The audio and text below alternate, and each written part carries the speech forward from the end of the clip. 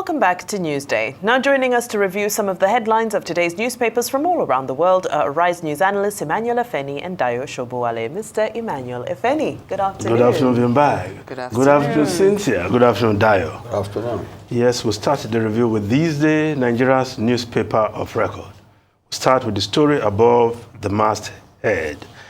Despite economic challenges, Zenith, Access, UBA, GTCO, two others generated 3.11 trillion naira profit in 2023. Proposed 444.52 billion naira combined dividends. Zenith remains most profitable bank in Nigeria. Geregu, first company to release Q1 2024 results, declares 14.46 billion naira profit. Dayo, despite the challenges in the economy, even what we even thought was challenging in the banking sector, yes, they are declaring humongous profits. Oh yes, that's always been like that. It's because we don't have a productive economy. We have a money-based economy managed by the banks. You see, there was a book I had sometime. It said how banks and insurance, how banks, accountants, and lawyers make huge profits, and how governments can do nothing to stop them. No, but the positive side of this is that at least those who invest in stocks and people will be encouraged to invest in this bank, especially. It's benefiting only the financial with this financial institutions. With this recapitalization of banks, yes, I'm sure the shares of banks will be available before long to those who want to invest. You see, the rich will get richer and the poor will get poorer. That's why you can have. You see all the sacrifices people have been asked to go through, and then you see this humongous profit, like you rightly said. It's inexplicable. That the poor will not always remain poor. By the grace of God. Because nature has a way of redistributing wealth. By the grace the of children God, of the poor today will become the MDs of banks tomorrow. Right? Yes. So, of course, Geregu Power Company, the first company to be listed in the stock exchange, releasing their Q1 results, 14.44 billion naira profits. Well, Femi Otedola with his hands in a number of pies, and all yielding very good dividends. See, I worked in the bank for 27 years. They used to tell us, now I'm out now, I can talk, that we are just making paper for profit. You get me? But even the profit we made there, I mean, it's pittance compared with what we have on the ground now, for obvious reasons. Well, these are huge banks with the recapitalization. I think there's an attraction there. Foreign direct investment will just come in to be part of the recapitalization of banks.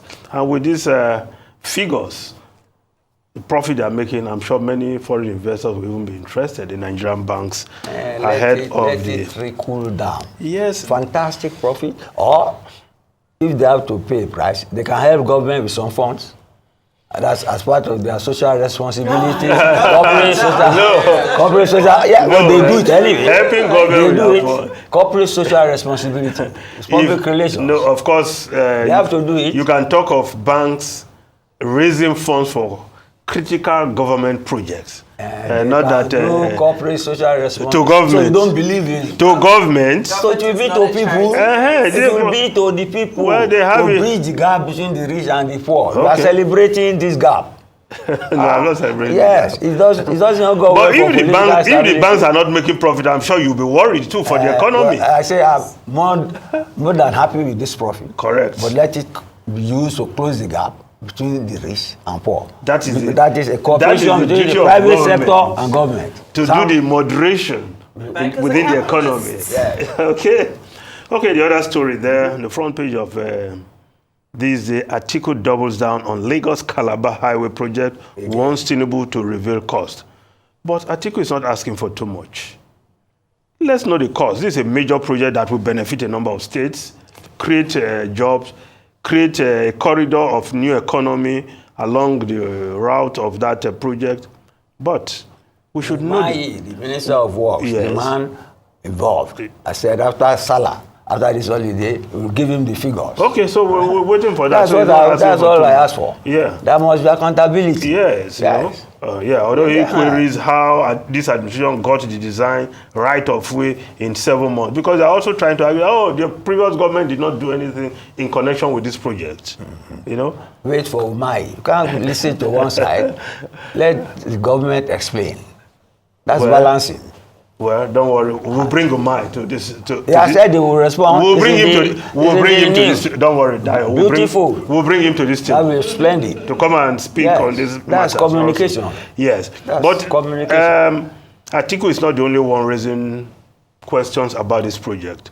Funsho Dohati, the candidate of the African Democratic Congress in the last governorship election, has written to Governor Sanwo-Olu and the Commissioner for Urban Development on some concerns also. I mentioned Lagos. Yes. They must respond. The project, the landmark building they want to pull down, not just that, even the shanties. Lagos State, if you don't make provision for those people, it will create social problems for the rest of the society. So you must handle it with care. Also, in as much as we welcome this project, but there are fallouts you must deal with so that you don't also create problems. You must balance issues. This is the second time Atiku is coming out. Lagos State has not said a thing. Ummah said he will talk after. Have some patience. Yes. Let them react. Okay. Talking a lot of money, but they must respond. Yes, I agree Right with you. of reply. Of course, the lead story, Tinubu, Atiku, Obi governors celebrate Muslim Ummah at Eid-el-Fitri, canvas unity, love. President seeks nation of wheels, action to build Nigeria. We are focused on securing nation, says service chiefs, IGP orders tight security nationwide. Federal government extend public holidays to Thursday. Of course, one state had already added Friday for people to continue the celebration. They should have given us a week. We were just talking about productivity. Yes, I was just... No, I'm being sarcastic. Can't you get it? Yes. Can't you get it? Yes. I'm being sarcastic. Because it has implication for productivity in the economy. In the past, don't forget. make do with 2 days. Of course. But now we have 3 days. And it's not as if there's even so much money to jollificate pepper soup and jollof rice. So but you have forgotten one thing. Yes. This is a Muslim ticket. So they're having their day in No, that's not. day. I don't think it has anything to do with the ticket. It has a lot. Are you not in Nigeria? No, maybe. No. Normally it's 2 days, at times even 1. Then it became 2 days. Well, maybe it has to do with the pension for Wambe from where the You are getting tribalistic now. No. Do they do Owambe your place? No. I'm Yoruba now. We do. Owambe is named for party. It's not. It does not refer to only Yorubas. You don't understand Yoruba.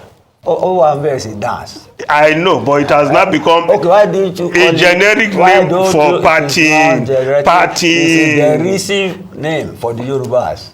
So don't say that. Yes. Okay. Well, I do think there was a mistake in the sighting of the crescent moon.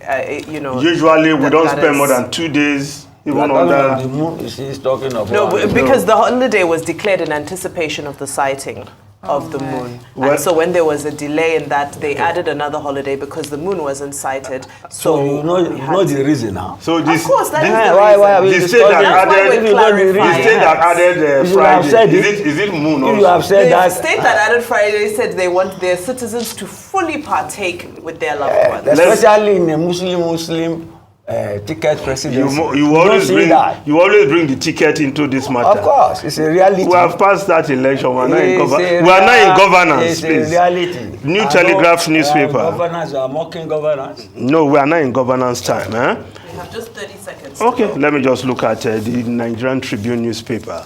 The lead story there: dollar bribery allegation.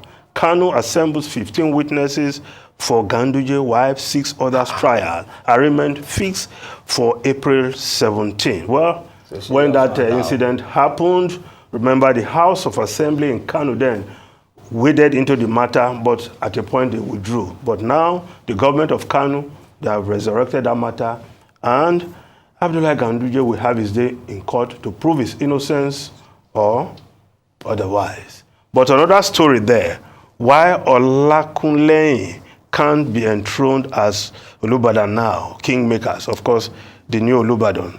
Not, they said they have not seen him since. No, they said, the report is saying that he has some health challenge, physical challenge, so he has to be in a position to assume the throne for him to do that. Thank you, gentlemen. Unfortunately, that's all we can Because take maybe for now. We're looking forward to the new Olubadan, right? And we look forward to having you tomorrow, by God's grace. Thank you, gentlemen, for your analysis. Mr. Emmanuel Ifeni, Mr. Dayo Shobale, thank you both.